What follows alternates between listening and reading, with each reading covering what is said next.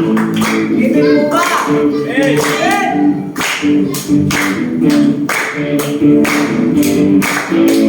Nagalang ako o aking Diyos.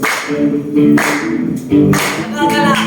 Nagalang ako ako'y sa'yo. Sa'yo ko lang natama.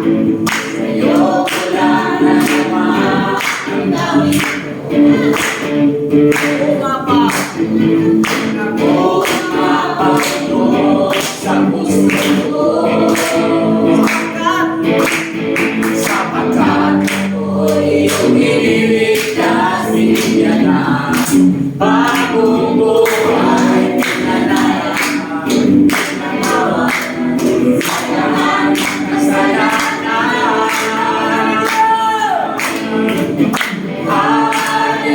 Hallelujah, purihin ka ang mahal.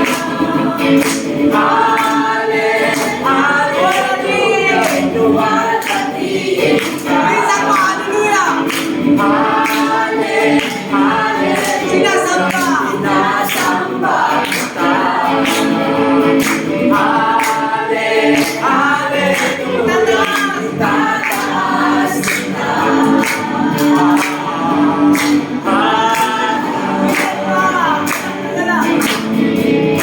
Nagalang ako o aking Diyos.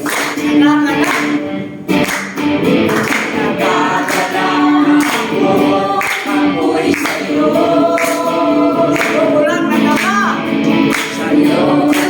nadama ang dami ko. Pumapagod sa puso ko. Sapagkat ako'y umiligtas niya na bagong buhay pinalaya. Pinatawad sa lahat ng kasalanan.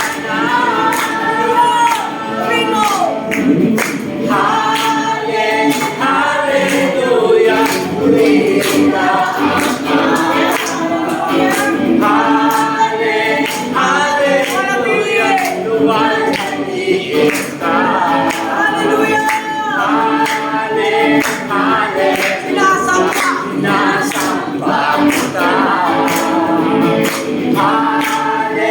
Hallelujah, itataas kita.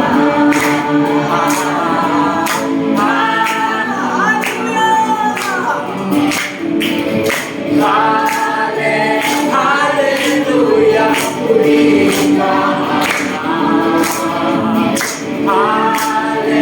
Hallelujah, luwalhatiin ka. Hallelujah, sinasamba kita. Hallelujah, itataas kita.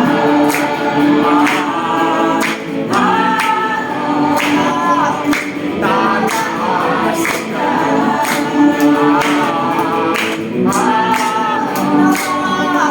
Itataas kita.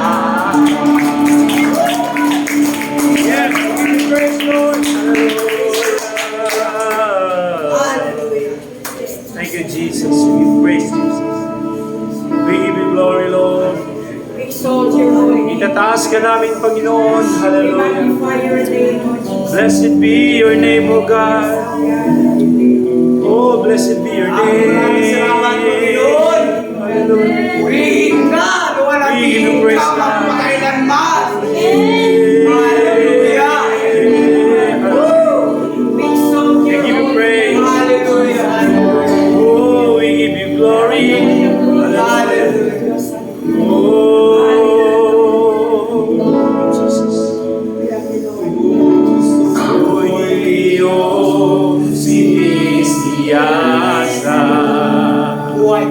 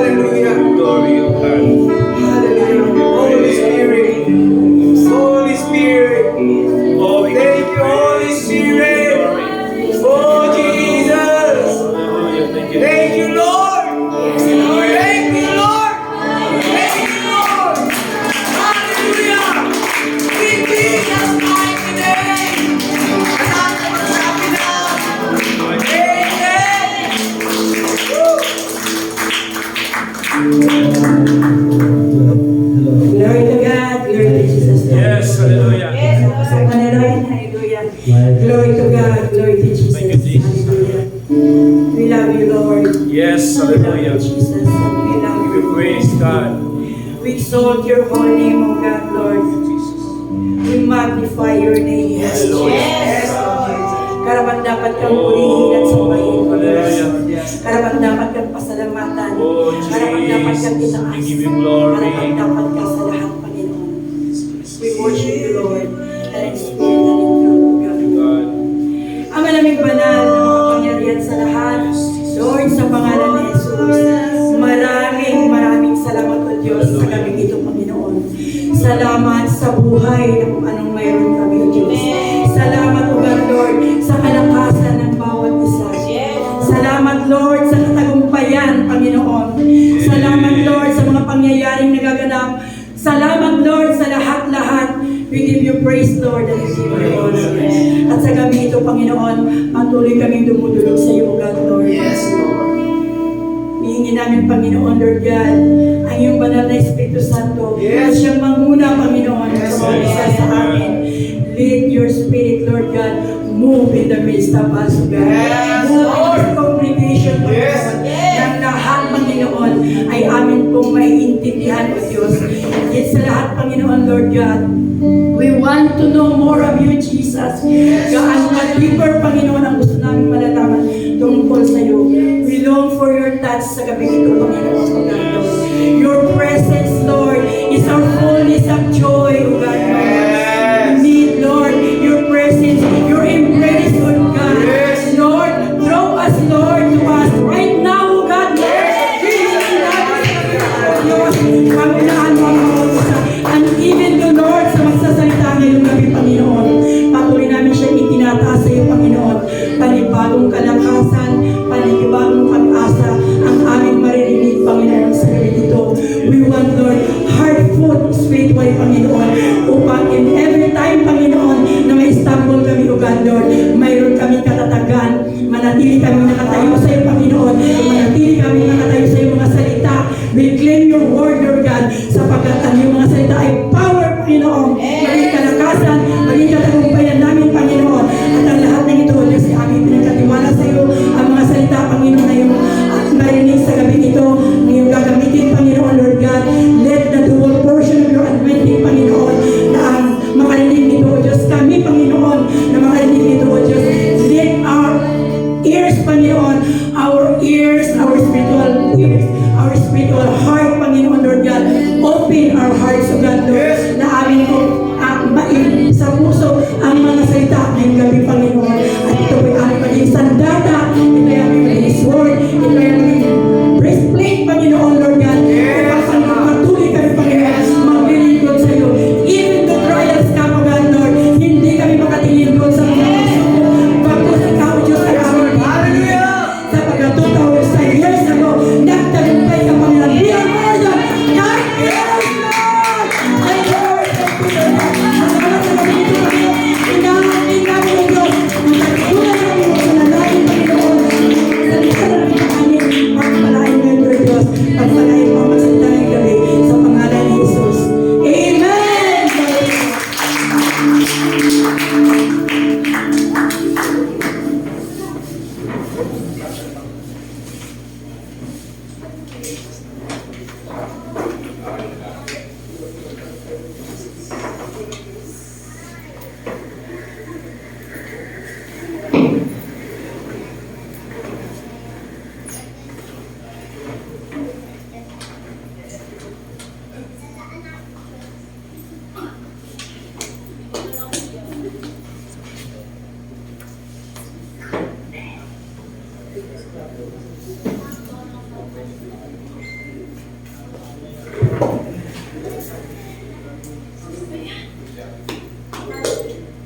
Yung ating pong speaker ngayong gabi, akala ko naka-recover na.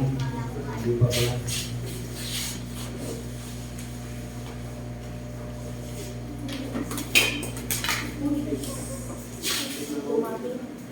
Sige po, tayo manalangin sa dali. Salamat po aming Ama sa pagkakaya pong aming Diyos, hindi din pagpabaya. Salamat na kayo pong aming Diyos, sa mga pangyarihan, aming Diyos sa lahat. Kayo po ang nagpapagaling sa aming mga sakit at Amen. karamdaman. Kayo po ang nag-aayos sa buhay naming magulo. Kayo po ang nag-aayos, Panginoon, sa aming mga pamilya. Amen. Salamat po, Diyos, sapagkat kayo namin Diyos na nasa langit ay patuloy na nagpapahayag ng inyong mensahe upang ang buhay po namin ito, Panginoon, ay maging maayos. Ang buhay po namin ito ay maging mapayapa. Ang buhay po namin ito ay maging mapagpala. Kaya aming Ama na nasa langit, salamat po sa inyo sapagkat nalalaman po namin ang nais po ninyo. Kami ay mamuhay ng masagana, kasya-siya, kaya-aya sa inyong harapan. At dahil dito, Panginoon, tulungan niyo po kami na amin pong matuklasan, makita ang inyong pong kalooban para sa amin upang sa gayon, doon po kami mabubuhay. At kung doon kami mabuhay sa inyong kalooban, tiyak na kami ay inyong pagpapalain at kami ay maging pagpapala para sa iba. Samahan niyo po kami panganahan sa pag-aaral po namin ng inyong mga salita sa gabing ito. Dalayan po namin ang batang Espiritu na sinawang magtuturo sa amin, magpapaunawa sa amin, at tutulong sa amin. Na naman po ang aming napakinggan, natututunan ay aming pong naisagawa. At kapag ito ay aming naisagawa, kami po ay inyong pinagpapala. At kung ito naman ay aming naibahagi sa iba, kami po ay naging pagpapala para sa marami. Salamat po sa iyo po ang pagpuri at pasalamat. Ito po aming dalangin. Aming Ama, sa pangalan ng bugtong na anak, alubos mong pinalipinalugdan, ang aming Panginoong Kristo. Amen and amen.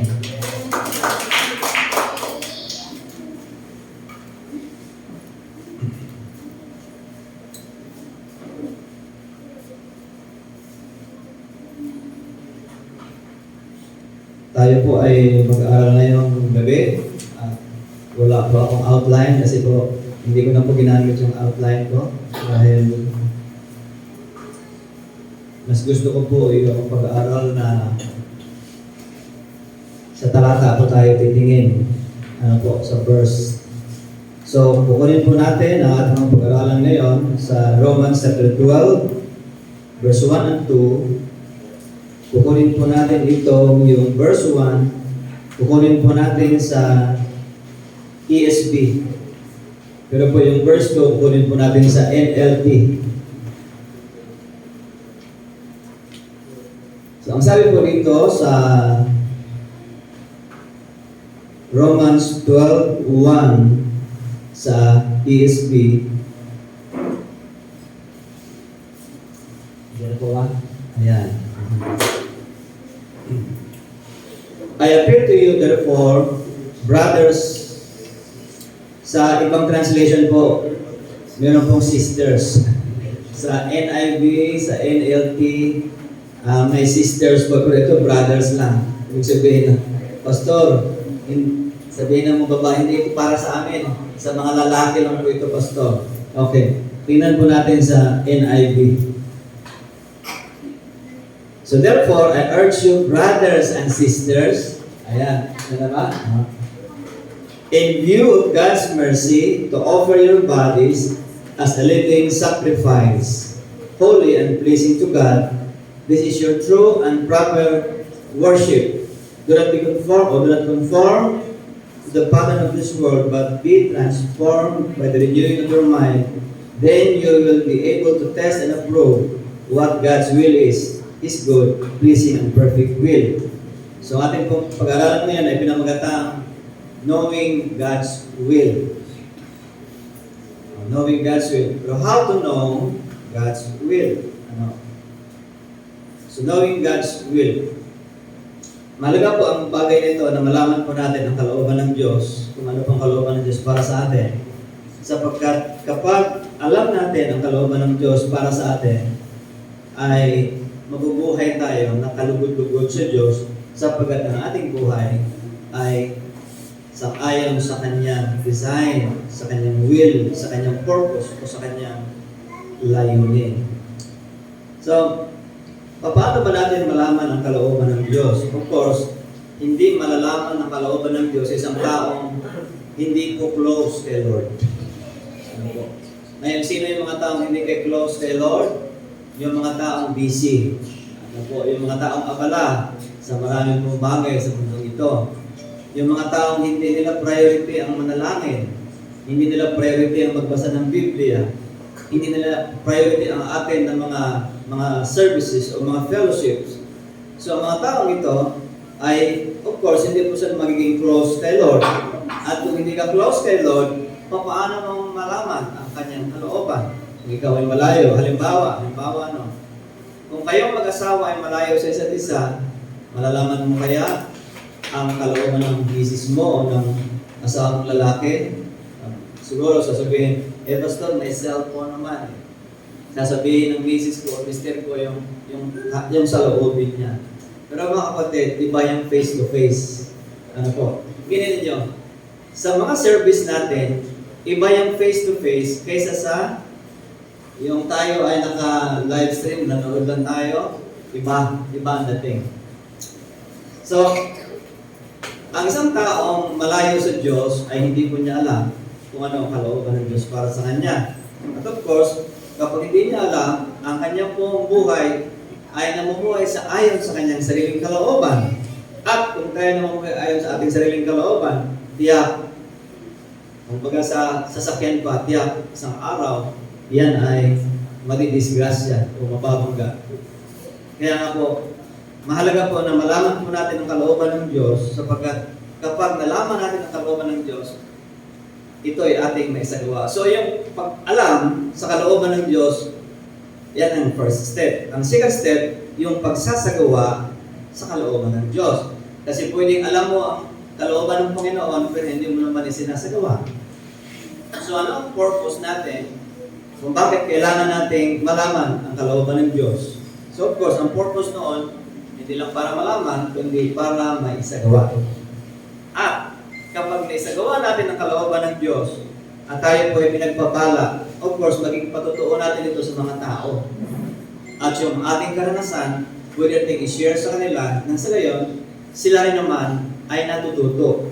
Ano po, at tayo ay naging blessing sa kanila o naging pagpapala sa kanila kapag ang kalooban ng Diyos ay atin pong isinasagawa. So, how to know God's will? So, sabi ito sa verse 1 ng Romans chapter 12 sa NIV, therefore, I urge you, brothers and sisters, in view of God's mercies, to offer your bodies as a living sacrifice. Okay.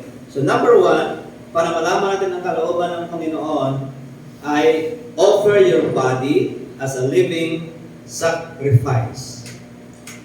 Bakit? Pwedeng ibigay natin ang ating oras kay Lord, pero yung ating katawan ay hindi natin ibigay kay Lord. Kumbaga, ang ating katawan, ang sabi ng Biblia, hindi na sa atin. Hindi na tayo nagmamayari nito sapagkat binili na tayo sa halaga. Anong halaga ang pinagbibili? Ang buhay ng ating Panginoong Jesucristo na nialay sa krus, yan ang pinambayad niya sa atin. So dahil dito, yung ating pong buhay ay yung ating katawan dapat ating i-offer kay Lord as a living sacrifice. Pag sinasabing living sacrifice, of course, ito mga kapatid, sa ibang translation kasi dapat ganito may mga taong nag-offer ng kanilang body para magamit ng Panginoon, pero hindi na pwede. Halimbawa, tingnan ninyo sa Old Testament, pag nag-o-offer sila ng hayop para sa pagsamba nila sa Panginoon, ang ini-offer nila yung walang kapintasan. Walang depekto. Hindi bulag, hindi pilay, walang sakit.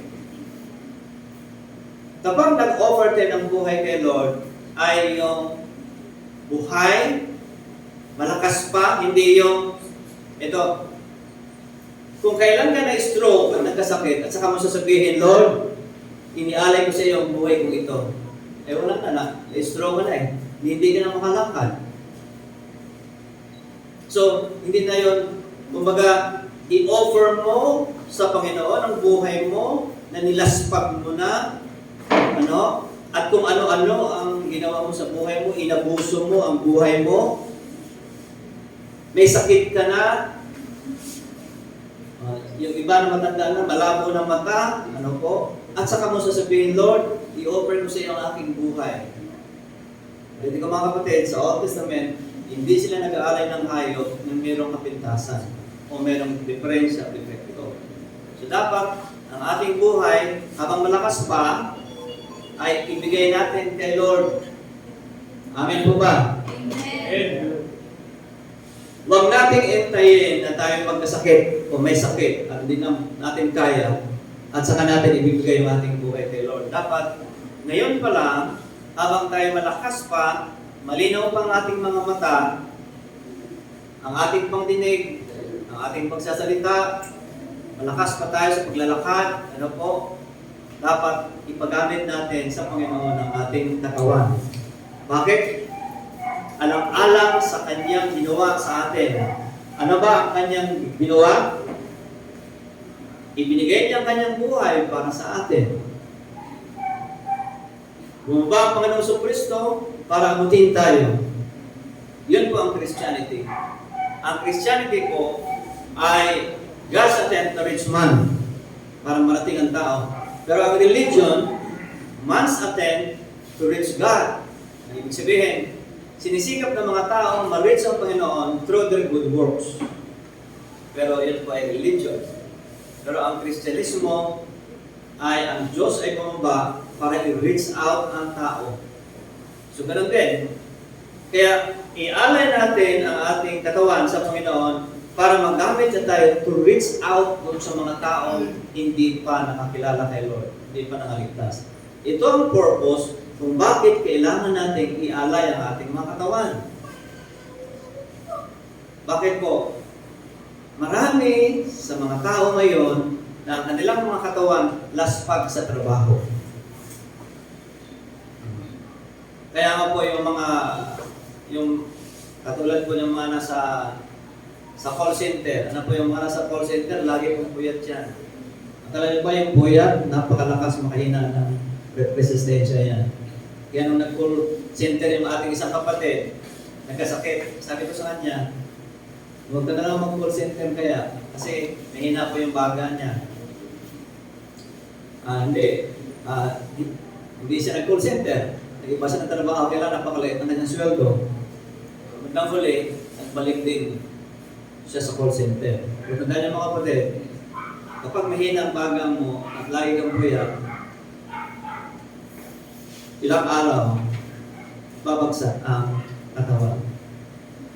Ako nga, pag napuyat ako ng mga ilang gabi, medyo nararamdaman ko eh.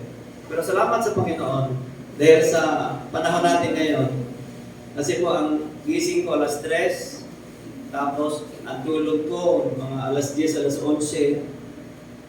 Pero salamat sa Panginoon dahil ang katawan ko ay nakakapag-adjust na. Bagaman, mahirap talaga. Minsan nga si Ma'am Jessa ay sabi ko sa kanya, ikaw muna ang mag-admin. Tapos sinabi niya sa akin, Pastor, mahirap pala. Bakit? Kasi gigising siya ng alas 3 eh.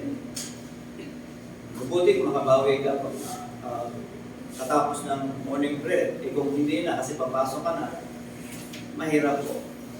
Kaya nga po mga kapatid, habang yung ating buhay, sabi nga sa aklat ng Ecclesiastes, remember your Creator in the days of your youth.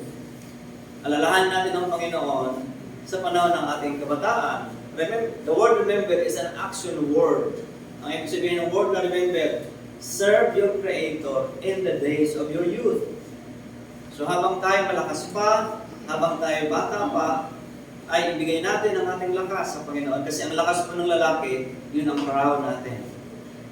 So, sa mga kabataang nandito ngayon, mapalad kayo kasi kayo ay nakakilala sa Panginoon habang bata pa. At nawa, yung inyong mga buhay ay ibigay nyo kay Lord yan habang kayo ay malakas pa. Sa gayon, gagamitin ng Panginoon yan sa mahabang panahon. So kaming mga may edad na, yung mga nag-edad na ng 50, 60, dapat kami mag-double time. Bakit? Kasi malapit na lumubog ang araw para sa amin.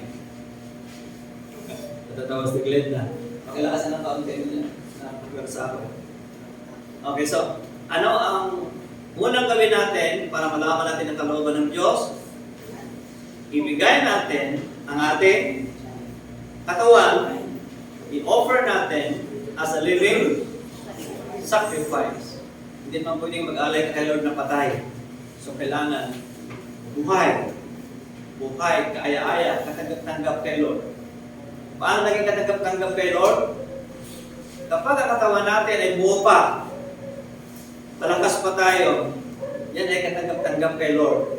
Pero kapag may sakit ka na, at saka mo ialay kay Lord, hindi yan katanggap-tanggap. Tatanggapin naman ng Lord yan, pero para bang, anak, nung panahong malakas ka, ang lakas mo, inubos mo lang sa trabaho. Ngayong laspag na ang katawan mo at saka mo ibigay sa akin. Sino rito ang nalaspag ang buhay o katawan sa pagtatrabaho at sa kamay? Wala. O si Enrico nakataas ang kamay. So mga kapatid, ang ating katawan, habang tayo ay may lakas pa, ibigay natin sa Panginoon. Bakit? Sabi nito, in view of God's mercy, alang-alang sa habag ng Panginoon sa iyo, na ikaw na hindi karapat-dapat, tinanggapin niya bilang kanyang anak. Na ikaw na hindi kaibig-ibig, inibigyan niya. So dahil sa mayamang habag ng ating Panginoon, ang response natin ay i-offer natin ang ating mga katawan sa Diyos. So, sabi dito, holy and pleasing to God. Hindi tinatanggap ng Panginoon ang ating alay kung may kasalanan. So, sa atin pong pag-alay ng ating buhay sa Panginoon, kailangan ito ay banal. So, holy, number 1 is living sacrifice. Number 2 is holy sacrifice. Ano po? Ulitin ko, kaya hindi tinanggap ng Panginoon yung alay ni Abel o ni Cain. Bakit? Kasi si Cain walang pananampalataya kay Lord. At ang puso ni Cain ay hindi tama. Kaya tinanggap ng Panginoon ang alay ni Abel kasi si Abel ay may pananampalataya sa Panginoon. Pangalawa, ang puso ni Abel ay tama. At pangatlo, ang handog ni Abel ay tama. Sapagkat ang handog ni Abel ay nagpapahayag ito na balang araw meron pong tagapagligtas na mag-alay ng kanyang buhay na walang iba kundi ang ating Panginoong Jesucristo. At parang wala.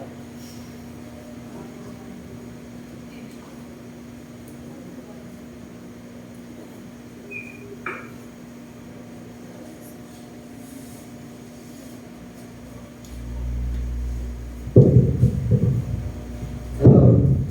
Okay na. Hello.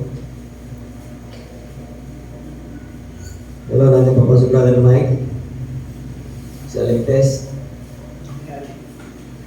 Okay. Salamat. So una, sa paghandog natin sa ating buhay ay living sacrifice. Pangalawa ay holy sacrifice. Banal. Ngayon, ito mga kapatid. Kapag ang ating buhay ay inalay natin kay Lord, ang ating katawan, ang ibig sabihin noon, aariin na ni Lord yan. So may karapatan na si Lord na mag-intervene sa buhay ko natin. Bakit? Ibinigay mo na sa Kanya. Pero kung hindi natin ibinibigay kay Lord ng ating buhay, of course tayo pa rin ang nasusunod.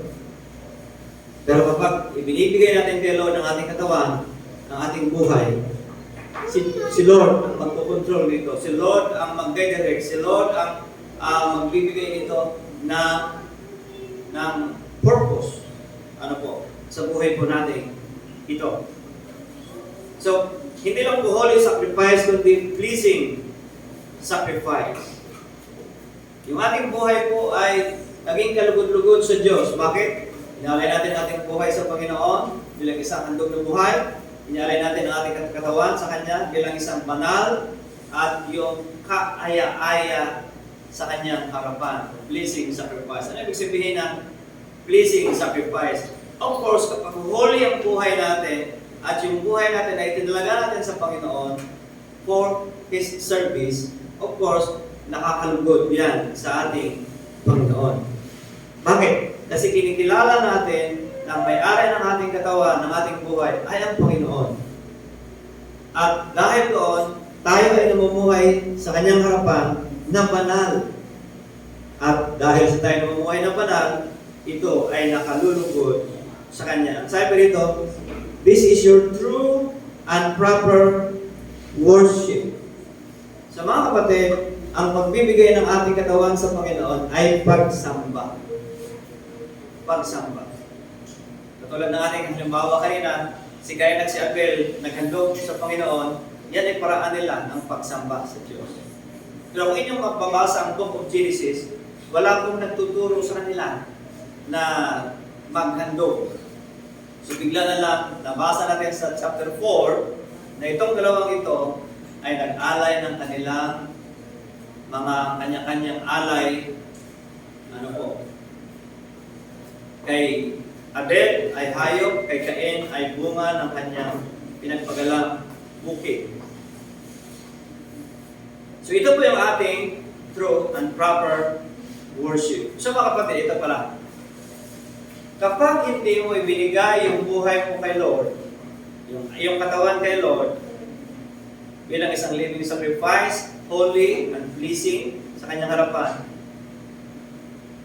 hindi ka pa nagkakaroon ng, ang tawag ito, true and proper worship. So ikaw ay makapagsamba lang kay Lord ng tunay na pagsamba kapag ang iyong katawan ay inialay mo sa Panginoon para siya ay sambahin. So ang pagbibigay ng ating katawan sa Panginoon ay ating pagsamba sa Kanya. E paano, Pastor? Maraming mga umaattend sa church, hindi naman nagbibigay ng katawan nila kay Lord. Alam niyo mga kapatid, kapag hindi natin ibinigay ang ating katawan kay Lord, nasa kabila yan.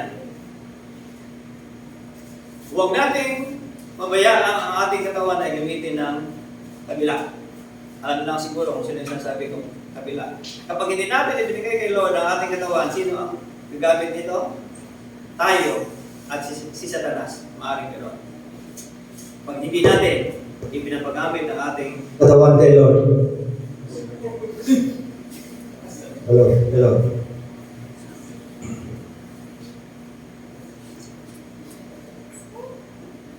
Okay. Ano ang ating topic? Knowing God's will. Okay. Totoo ba na kapag ang ating buhay, ang ating katawan, kapag ibinigay natin sa Diyos, ipapaalam ng Diyos sa atin ang kanyang kalooban? Totoo po ba yan? Totoo ba kapag ang ating puso, kapag tayo ay sumamba sa Panginoon, totoo bang i-reveal niya sa atin ang kanyang kalooban? Amen. Okay, pero ito mga kapatid, sa verse 2, NLT. Sa NLT. Ang sabi ko dito sa verse 2 sa NLT,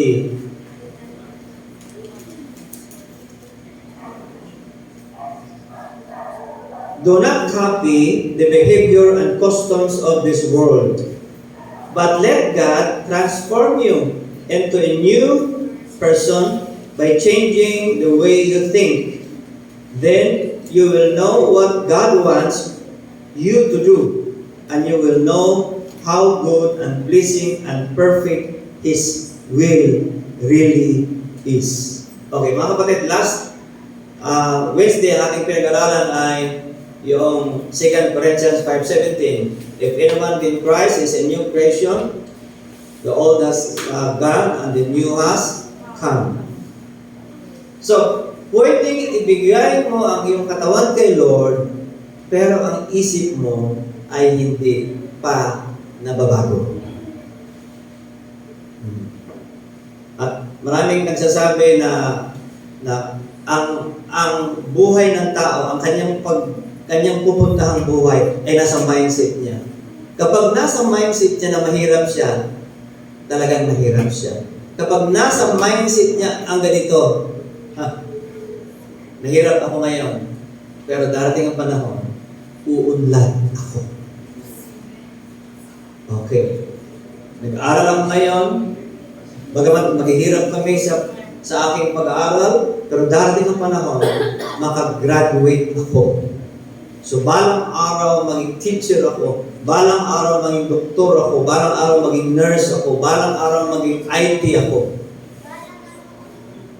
So, ano ibig sabihin noon? Yung mindset ng tao, kailangan positive at futuristic.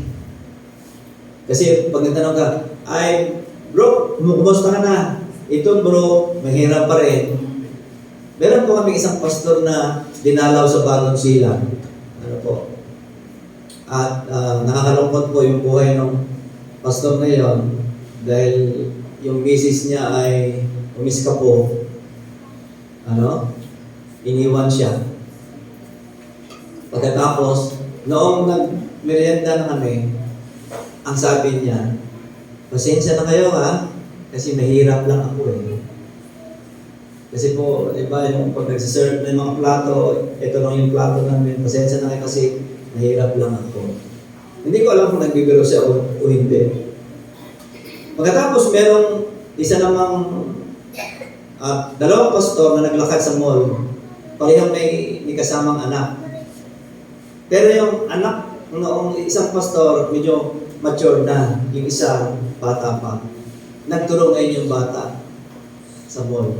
Ang sabi ng pastor, tumigil ka, pastor ng tatay mo. Ano ba dapat? Kasi kung ano yung mindset, yun ang mangyayari sa iyo. Kapag inisip mong mahirap ka nga. Kapag inisip mong kapos ka nga. Bakit? Ang sabi ng Biblia sa Book of Proverbs, kung ano inisip ng tao, yun siya. Ano bang dapat? Si AJ nagturo ng bag na nagkwento ko na ito eh. Ang tinuro niyang bag, mahal. Magkano yun? 600? 600 yung bag na tinuro ni AJ. Eh, wala kami 600 noon. Ang sabi ko, bibili natin yan. Babalik kami. Babalik tayo. Huwag muna ngayon.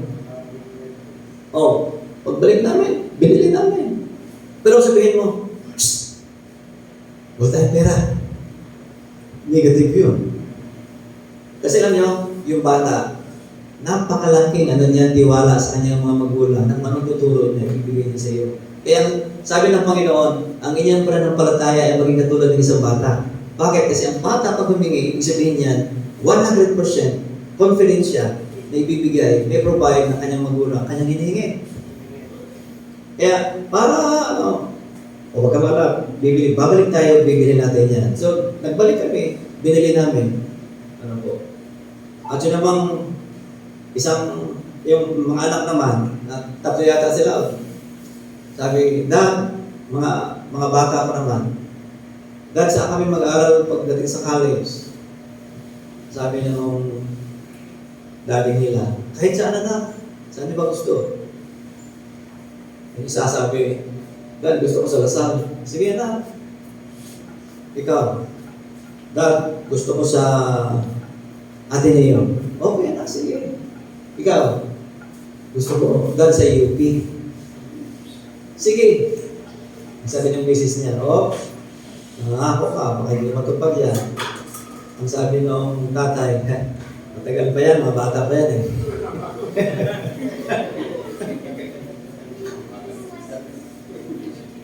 Pero, ang tanong, nangyari ba? Nangyari. Pero nung time na yun, wala sila eh. Kasi bakit? May time na wala silang pambiling gatas eh. May time na may sakit yung anak nila, wala silang pambiling gamot. Pero, dumating ang panahon, nag-aaral lang kanyang anak. 3 sa college, nakagraduate. At magagandang school pa. Bakit? Kasi futuristic positive ang pananaw niya. So mga kapatid, yung dapat na marin nyo sa atin, yung isip natin. Kasi pwedeng ibigay natin ang ating katawan kay Lord, pero yung isip natin, tayo pa rin nagko-control dito. Kaya ang sabi ng Biblia, sabi dito sa ating nabasa sa NLT, do not copy the behavior and customs of this world. Bakit sinabi ditong do not copy? Marami sa atin ang nangungopya. At hindi man tayo nakatira sa gaya-gaya, sa San Jose, pero parang tayo ay mga taga-gaya-gaya. Ano ba yung ating kinokopya? Kapag naghikaw ang lalaki, maghikaw. Halimbawa, yung mga Amerikano, pag naghihikaw din tayo.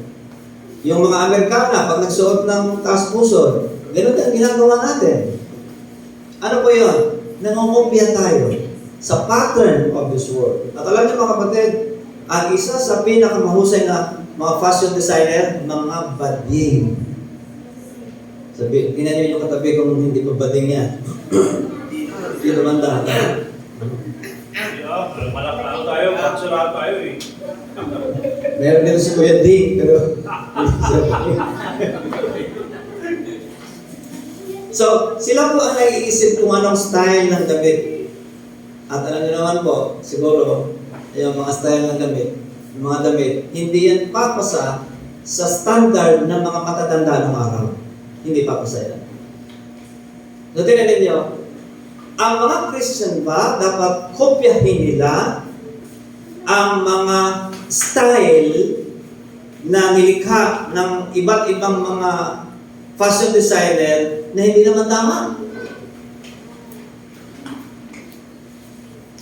So, tingnan ninyo, sa mga G12 pastor, nahawa na nga ako eh. Bakit ako nahawa? Ang mga G12 pastor, nakamaong. Ito na, nakamaong na to. Pero sa mga Baptist, hindi nagmamaong. Ang mga Baptist, nakabarong lagi yan, naka-long sleeve, may necktie. Sa isang banda, tama naman yan. Bakit? Ikaw ay representative ni Jesus Christ. So, ibig sabihin, tingnan ninyo,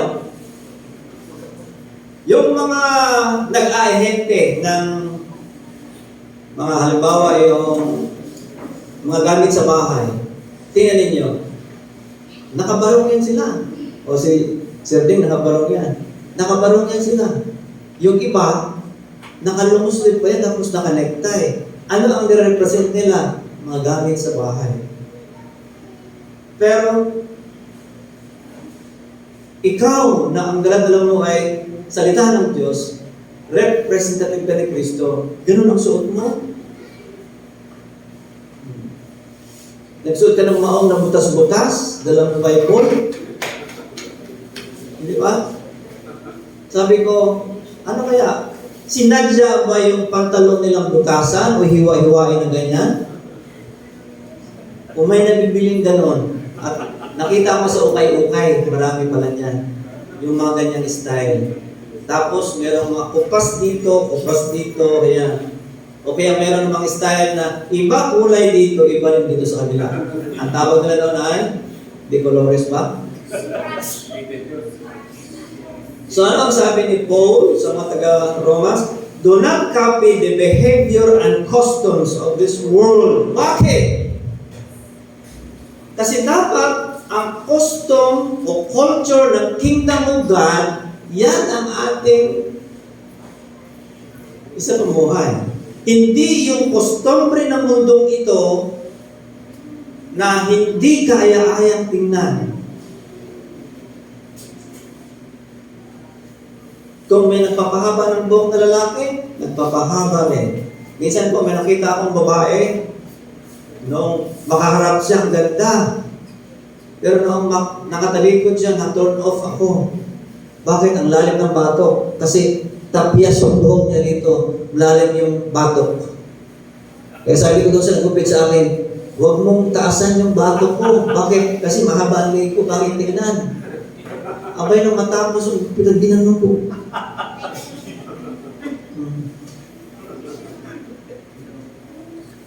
Tapos may mga gupit yun, may guhit dito, may guhit dyan, di ba ba? Style yan, style yan. Pero mga kapatid, okay lang yung mga style nila kung hindi naman sila Christian. Pero yung mga Christian followers of Christ, susunod ka sa kostumbre at kultura ng mundong ito. So ang sabi ni Paul, do not copy the behavior or the pattern of this world. Bakit? Christian ka eh. Ibang culture mo. So dati, nung nasa kamunduhan tayo, ibang culture natin. Pero nalipat na tayo sa kingdom of light, dapat iba na. Hindi na tayo gagaya sa mundong ito, hindi pa rin tayo ang gayahin. Tinan mo yung naging speaker natin dati, yung si Bong Jiao. Pag nagbihis yun, long sleeve na barong. Talagang ano yan, bihis na bihis yun. Bakit? Kasi nasanay sila ng ganyan. Pag pupunta kami sa meeting ng business meeting, halimbawa, doon sa Makati, naka-long sleeve kami ng barong. Meeting lang yun. Ano? Kaya, mga kapatid, ang sabi ni Pablo, do not copy the behavior and customs of this world, but let God transform you into a new person. So, paano paraan? By changing the way you think. So, ang isip natin dati ay worldly. Pero ang isip natin ngayon, hindi na worldly, kundi makalangit. Tingnan mo natin sa Colossians chapter 3, verse 1 and 2. Paki-check nga po sa Colossians chapter 3, verse 1 and 2 sa NIV.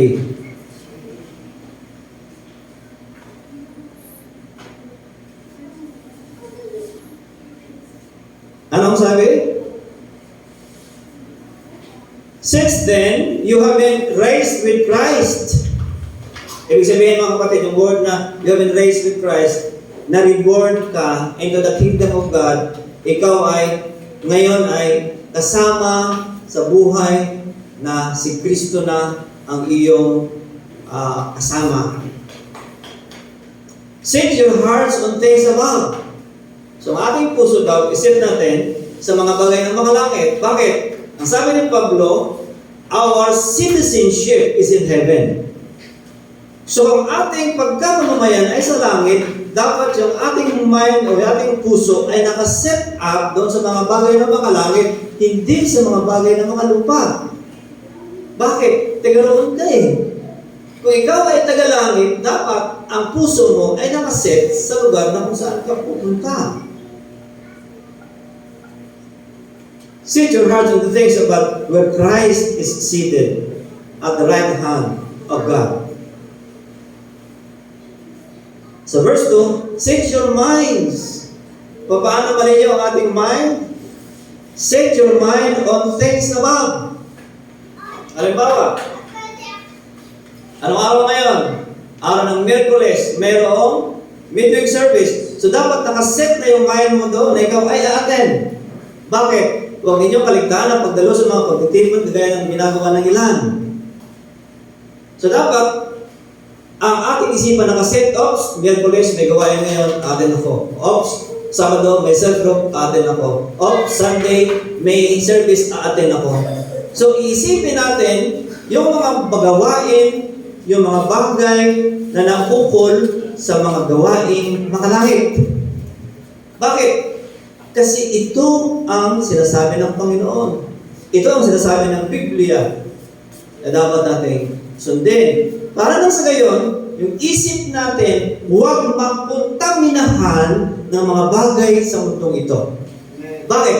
Kasi kapag hindi babad ang isip mo sa salita ng Diyos, kapag hindi ka lagi nakakarinig ng salita ng Diyos, maaaring ang isip mo ay mapasukan ng ibang klaseng pag-iisip. Kasi po ang isip natin ay pintuan papunta sa ating kaluluwa.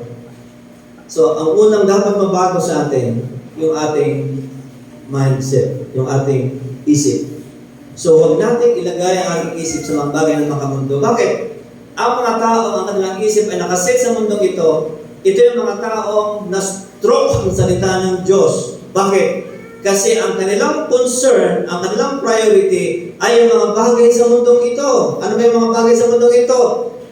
Pambayad ng kuryente, tubig, bahay, pagkain, baon, at marami pang iba. So dahil doon, paano kung kapos? Kailangan magtrabaho, kailangan kumayod para kumita. Hindi naman masama magtrabaho at kumita. Pero may mga panahon na ating isip at puso ay nahumaling doon sa mga curse of this world, doon sa mga bagay sa mundo ito, na nakaligtaan natin, oops, tagalangit pala ako. Hindi pala ako dapat, ang aking concern, hindi pala dapat na nakatuon lang sa mundong ito. Bakit? Kasi tagalangit pala ako.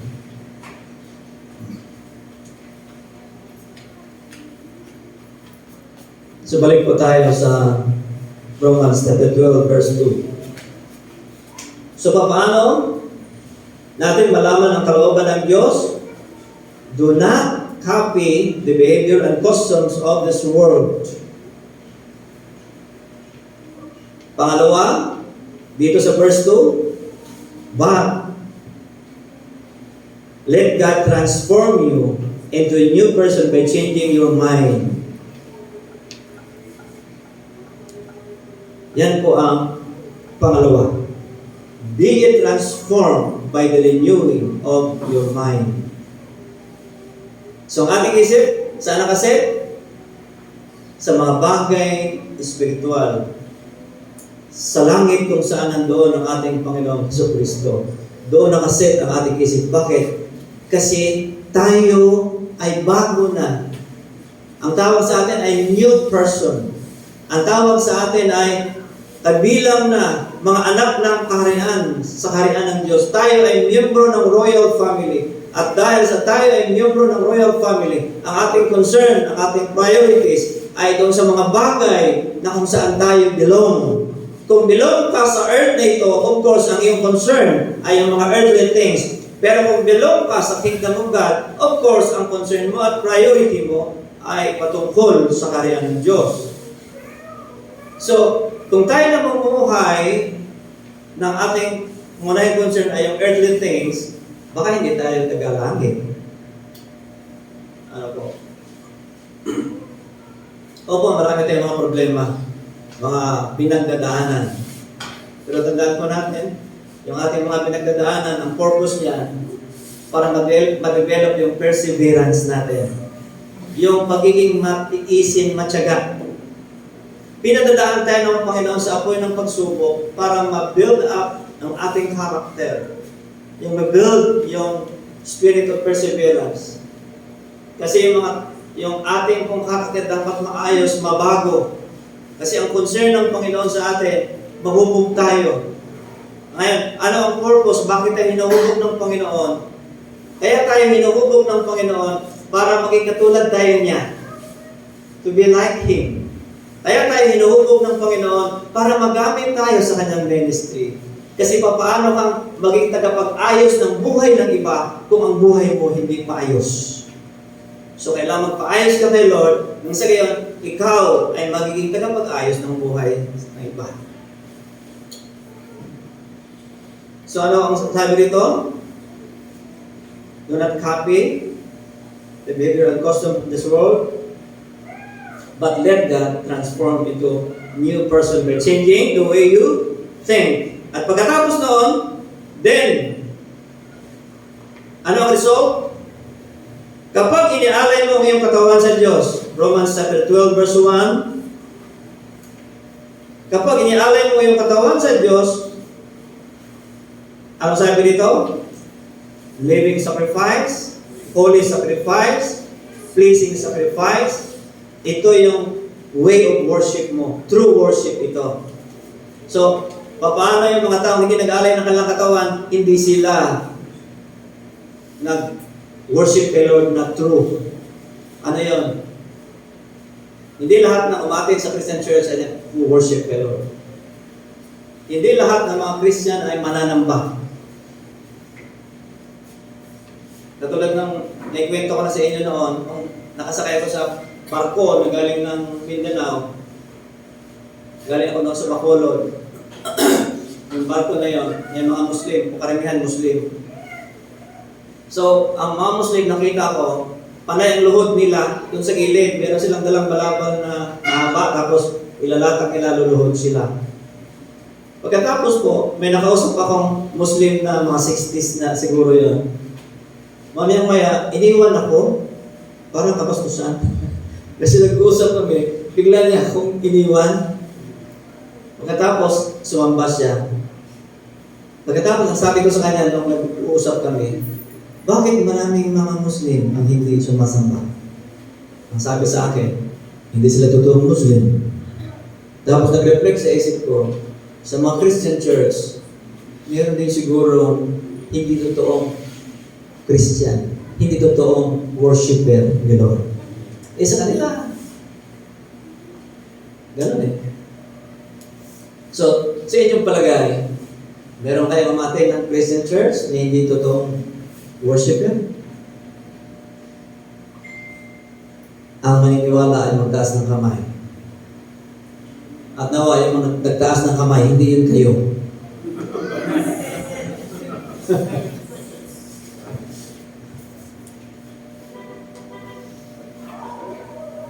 Sa palagay ninyo, yung mga matay ng Christian church na hindi totoong worshiper, mas marami kaya? Ang mag-agree na mas marami ay magsabing amen?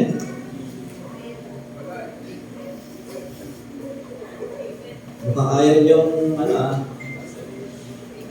ang magsasabing pastor, marami naman siguro ang nag-worship na totoo. Ang magsabing amen.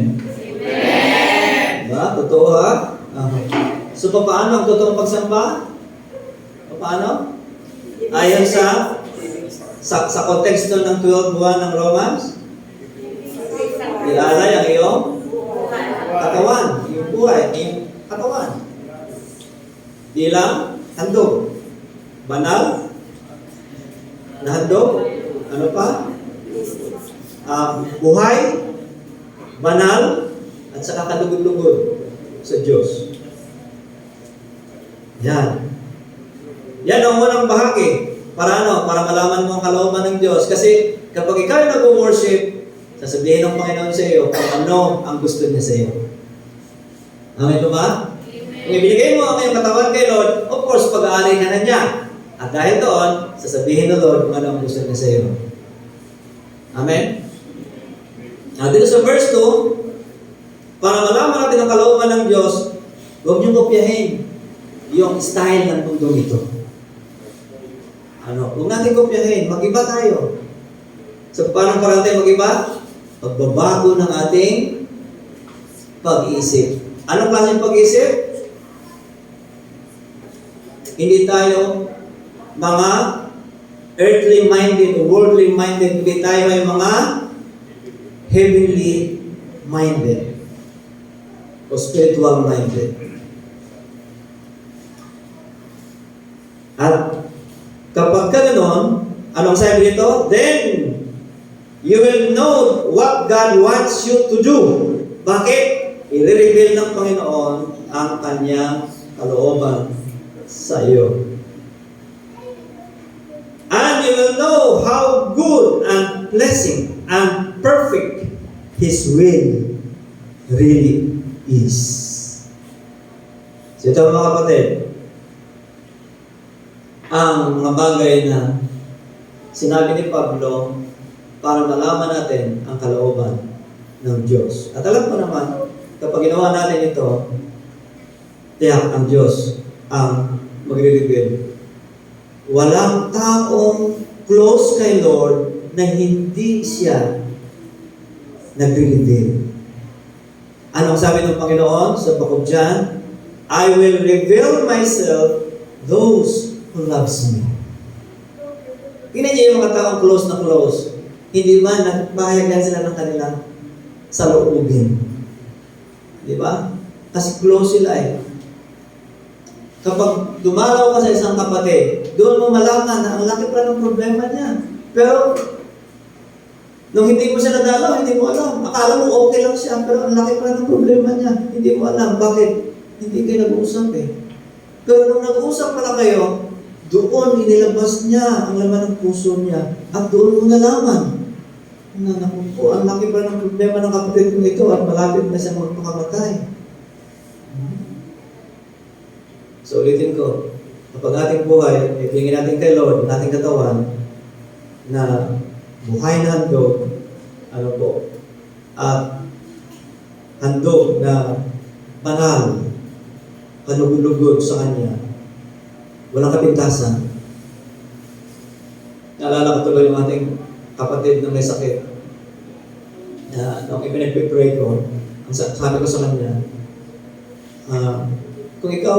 kung nasa harap mo si Lord, at tatanungin ka, bakit kailangan kitang pagalingin? Kasi po mga kapatid, marami sa ating pinagagaling ni Lord. Pero pinagaling ka. Pagkatapos mong gumaling, yung katawan mo na yan, na ipinagamit ni Lord sa iyo, ganun pa din. Hindi mo ibinigay doon sa nagpagaling. Sabi ko sa kanya, kung nasa harap mo si Lord, kung tatanungin ka niya, bakit kita kailangan pagalingin? Tapos kung umiyak siya, silently, tumutuloy ka ng luha. Pero salamat na lang sa Panginoon dahil nung bandang huli ng kanyang buhay, at least nagsimula siyang mag-cell group. Hindi ko alam kung yung cell group niya noon kung nasaan na nandoon. Pero at least, nagsikap siyang mag-cell group. Kaya mga kapatid, yung mga nandito ngayon, kaya po tayo may retreat para may cell group tayo. Kung lahat ng primary 12 ay may delegates, at yung delegates niya na yan, paglabas, yan ang cell group niya, meron tayong pagsisimulan. Bakit? Kasi merong multiplying factor. Kahit mag-cell group kayo ng isa, at least may multiplying factor. Hindi ko ba? Si Abraham, ang kanyang multiplying factor, si Isaac, dumami. Kaya tayo nagka-camp, bakit? Para na mabuo yung 12. Para meron tayong pagsisimulan. At dumami. Ayan po. Yan ang purpose kung bakit kailangan natin ibigay ang ating buhay sa Panginoon para gamitin niya mightily. Ano po? So, paano natin malaman ang kalooban ng Diyos? Ulit? Number 1. Ano yan? Iyalin natin ating mga katawan. Living sacrifice, holy sacrifice, living sacrifice, which is your true and proper worship. Kaya mga kapatid, sa Sunday, itry ninyo. Kung bago kayo pumunta rito, Lord, kung ngayon pa lang, Lord, narito ang aking katawan. Total sa inyo naman ito nang galing, Lord eh. Kaya binibigay ko na sa iyo. Bakit? Kapag hindi mo ibinigay kay Lord ang katawan mo, gagamitin na Satanas yan. O kaya ikaw ang gagamit yan. Of course, kapag ibinigay natin ang ating buhay katawan kay Lord, aariin niya na tayo ay pag-aari niya. Ano? At pagkatapos, pang-apat, huwag kayong, makiayon sa takbo ng mundong ito. Sa halip, tayo ay magbago ng pag-iisip. So ilan yun? 3. Sa verse 2, 2. Ano yung nasa verse 2? Do not copy the behavior of the custom of this world. Number 4. Number 5, but let God transform you into a new person. How? By changing our mind. And then, pagkatapos noon, then you will know what God wants you to do, and you will know how good and pleasing and perfect His will really is. Ayan po mga kapatid, kung paano malaman ang kalooban ng Diyos, dapat tayo ay tunay ng pag-aari ng Diyos, tunay na mananamba. Pwede bang sa gabing ito tayo tumayo at ngayon pa lang ibigay na natin ang ating katawan kay Lord 100%. Amen. Sino sa inyo handang mag-alay ng kanyang katawan sa Panginoon as a living holy and pleasing sacrifice kay Lord? Sino sa inyo magsabi na, Lord, i-take over po ninyo ang aking isip. Kayo po ang magbago ng aking pag-iisip. Hallelujah. Kayo na po ang mag-control ng aking isip, Panginoon. At huwag niyong hayaan, Panginoon, ang aking isip ay makontaminahan sa mga makamundong bagay at huwag akong makasabay sa agos ng mundong ito. Kundi, Panginoon, ako, ang aking pag-iisip ay nasa iyo lamang at sa inyong magawain dito sa lupa. Hallelujah.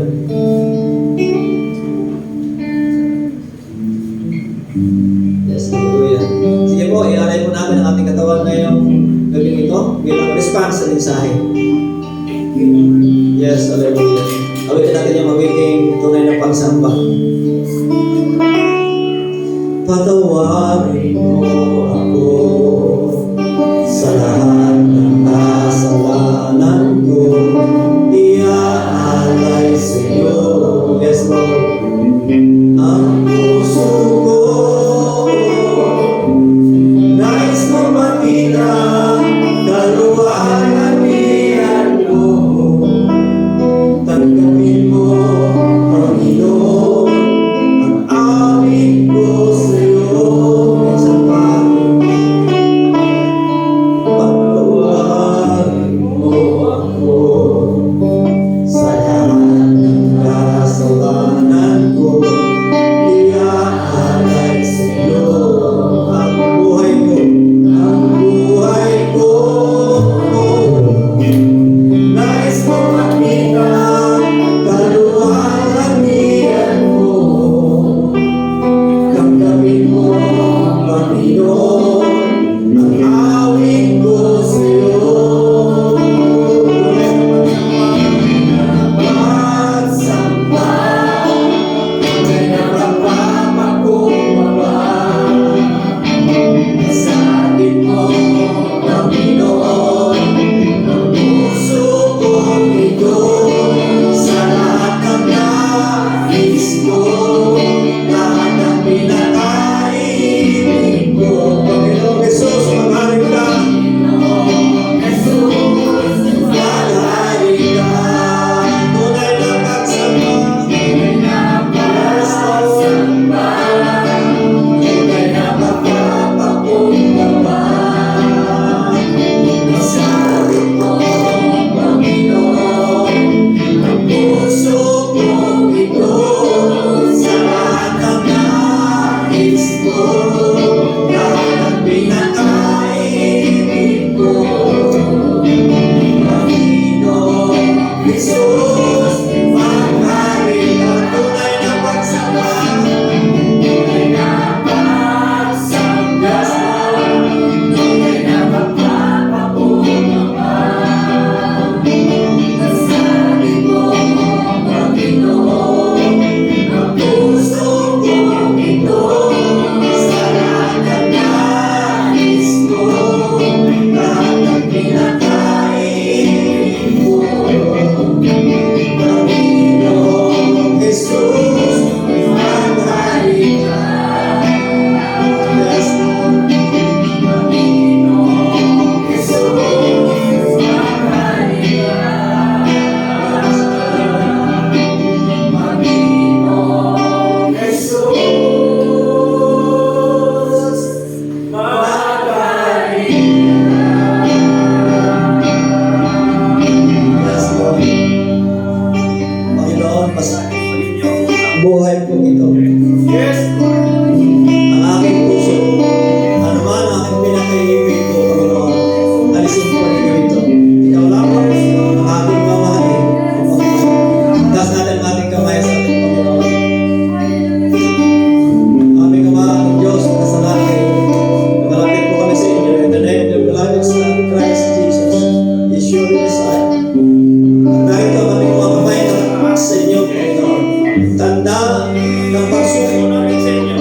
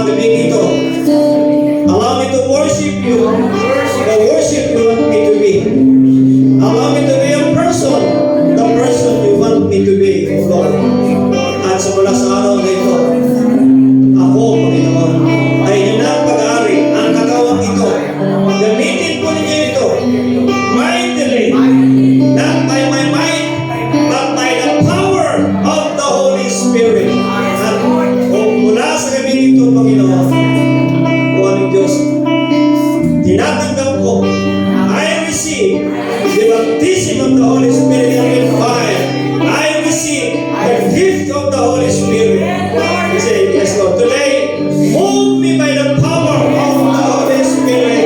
At nabasikan na Bukas na yung Espiritu.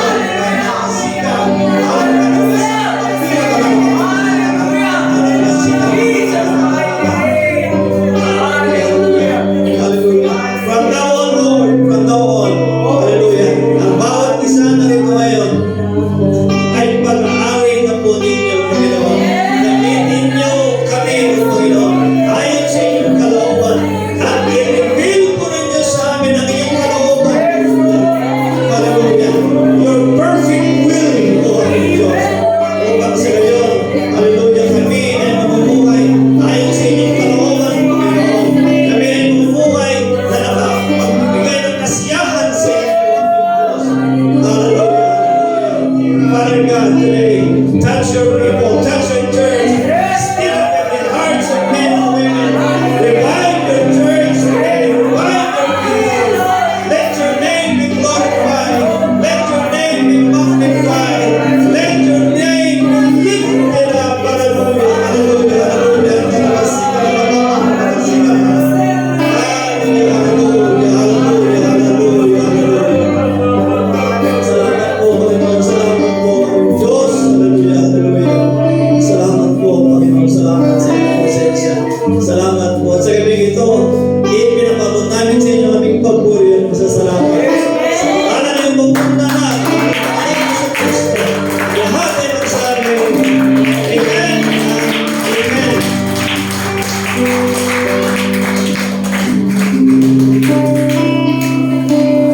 Bebe mo ako sa dilim.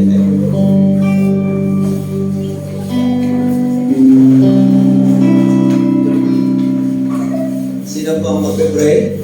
Sa offering? Ito ba? Sa na?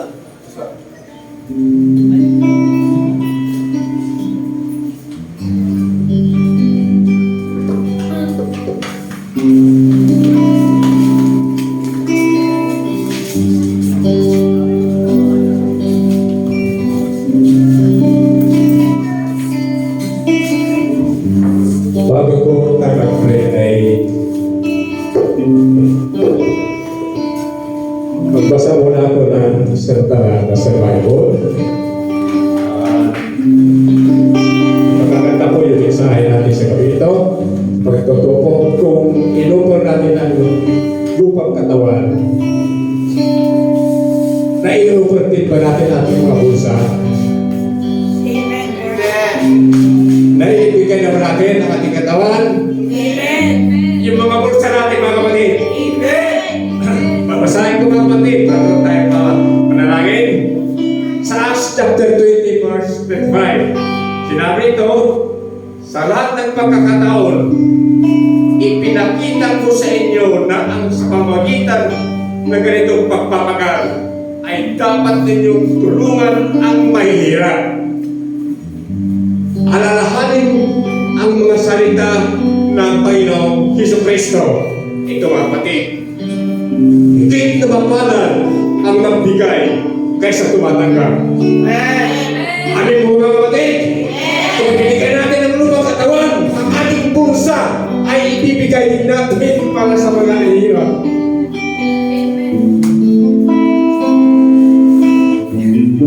Amin namin Diyos sa langit. Salamat po Ama sa mensahe mo sa gabing ito. Na tunay po Diyos, sa lahat ng oras at nawa ay patuloy po namin ialay ang aming lupang katawan para sa iyong karihan, sapagkat nilalang mo po ang bawat isa sa amin na may layunin ka na humayo at gawin ang lahat na batas sa mga Ama.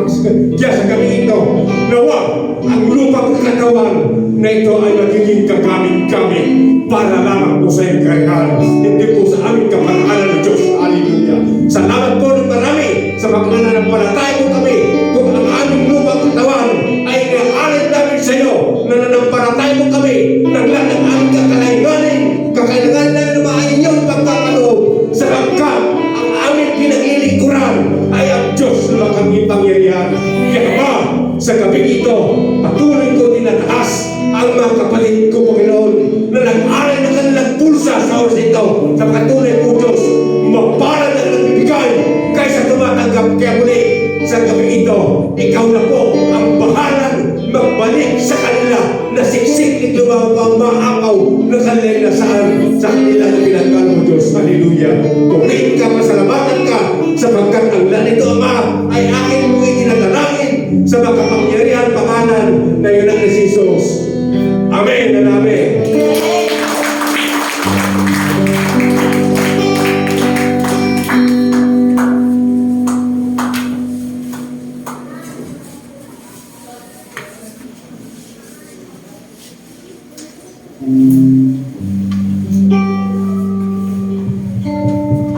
Hello. Tayo po ay magbukas na sa panalangin.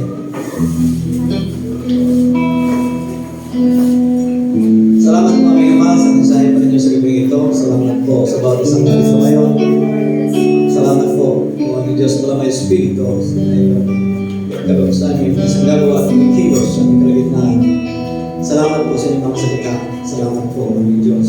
Nawa, ang aral po na narinig po namin ngayon ay hindi po narinig po namin, kundi tulungan niyo po kami na may sagawa po namin ito. Upang sa gayon kami po ay inyong kalugdan at pagpalain. Salamat po aming Ama at pinagpagpapala kami para sa ito. Salamat po, Ama. Sa gabi ito, tinataas po namin sa inyo ang aming mga batid na may mga problema sa buhay, may mga pinagdadaanan. Tinataas po namin sa inyo, Ama, si Sister Nene, si Annalisa Palmero, na may sakit po, Panginoon. Sa kanyang mga binti na may mga pagtal. At Lord, dalangin po namin, anumang sakit po karamdaman ito, wala naman pong kahirap sa iyo. Sabat kayo po ang may sakit, wala pong posible sa inyo. Hallelujah. Kaya Ama, tinataas po namin sa inyo sa gabi ito, nasama-sama po namin siya, nagdinumanong sa inyong harapan. At ibig po namin, Ama, na siya po'y gumaling. At alam po namin, Ama, na ibig niyo rin po na siya gumaling. Sapagkat, O Panginoon, kailanman hindi mo nais na kami magkasakit. Ang nais po ni Satanas, kami na magkasakit at mamatay upang kami tumigil na sa pangalan ng mga kaluluwa, O Panginoon. Subalit, ang ibig po ninyo, kami maging malusog upang magamit pa po ninyo ang aming mga katawan para po sa inyong pagpapalantigan. Kaya naman aming Ama, aming dinideklara sa gabi ito na Sister Nene Annalisa Palmero ay inyo na pong pinagaling. Ipuin niyo po siya, Panginoon. Ipuin niyo po kanyang katawan lupa mula ulong at talampakan. Ang espiritu ng sakit, ang espiritu ng karamdaman, ang espiritu ng infirmity, sickness, and disease, we rebuke and we bind in the name of Jesus Christ. Kaya po may sabi sa inyong salita, Panginoon, na naman ang aming tatalihan sa lupa ay tatalihan mo sa langit. Ano man po aming pakawalan sa lupa ay pakawalan niyo po sa langit. Kaya sa gabi ito, amin pong tinatalian, hinakan sila, dinidilit, pinawalang bisa ang espiritu ng sakit o karamdaman sa katawan po ni Sister Nene Annalisa Palmero. In the name of Jesus Christ, Lord, amin pong pinapakawalan ang espiritu ng kagalingan, espiritu of healing, sapagkat kayo po, hallelujah, ang nagsabi na wala kayong anumang sakit na ipaparala sa inyong mga anak na sumusunod sa inyo. Sa Exodus chapter 15, o aming Diyos, sinabi na yung prophet Isaiah, sa pamagitan ng lakay po ng Panginoong Kristo, kami ay nagsigalin na. And Lord God, we receive, hallelujah, we receive, the spirit of healing na gagawad po ninyo kay Sister Nene Annalisa Palmero in the name of Jesus Christ. At hindi lamang po siya, aming Diyos, kundi ang aming mga kapatid na may sakit o karamdaman, may mga sipon o buong, Lord God, ipuin niyo po ang aming mga kapatid. Hindi ko po alam, hindi po kilala kung sino sila. But Lord, alam ko po at kilala niyo po sila. Lord, huwag niyo pong lalagpasan ang inyong pong mga anak, ang inyong mga anak, Panginoon, ang inyong mga lingkod. Huwag niyo po silang lalagpasan, Panginoon. Sapagkat kung kayo ay nasa lupa, Panginoon, wala po kayong may sakit na nilagpasan. Lahat po sila ay inyong pinagaling. Kaya hallelujah, huwag niyo kaming lalagpasan ang mga anak ko rin, mga lingkod po ninyo. Upang sa ngayon, ang aming mga katawang ito ay magamit pa po ninyong mightily for the glory of your name. Salamat po. We declare and we speak healing. Hallelujah. In the name of Jesus Christ. Salamat po. At sa aking mga kapatid na nandito ngayon sa mga nanonood, Father, in the name of the Lord Jesus Christ, I speak good health. I speak prosperity. Hallelujah. I speak, Lord God, rich and satisfying life. Hallelujah. I speak, Lord God, victory over sin, victory over the spirit of sickness and diseases and infirmities, and over the spirit of death. We rebuke and we bind the spirit of death. We rebuke and we bind the spirit of sickness and infirmities. And Father God, hallelujah. Maranasan po namin ang inyong ipinapangako, Panginoon, sa amin. Ang buhay na kasagana, ang buhay na kasiyasiya.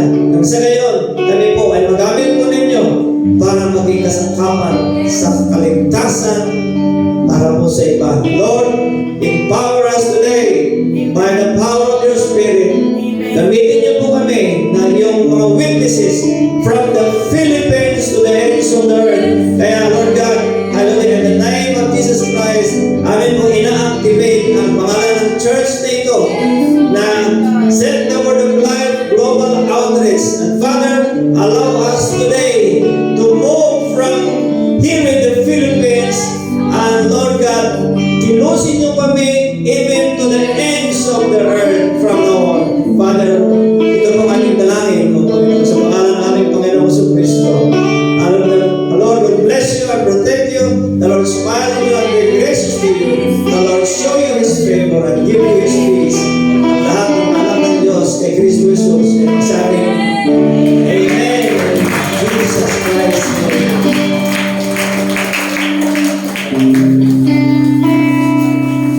Magkamayan po kayo mga kapatid at sabihin niyo, Christ, you are blessed.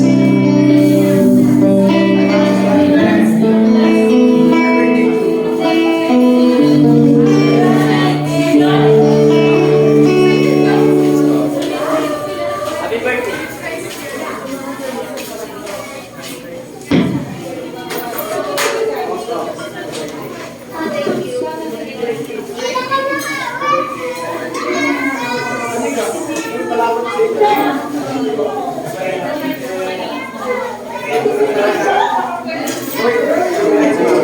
Sino daw po sa inyo ang pwedeng mag-guide para sa darating na retreat?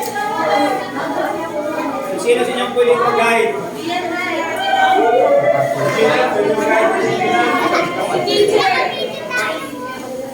Mag-guide na po kayo.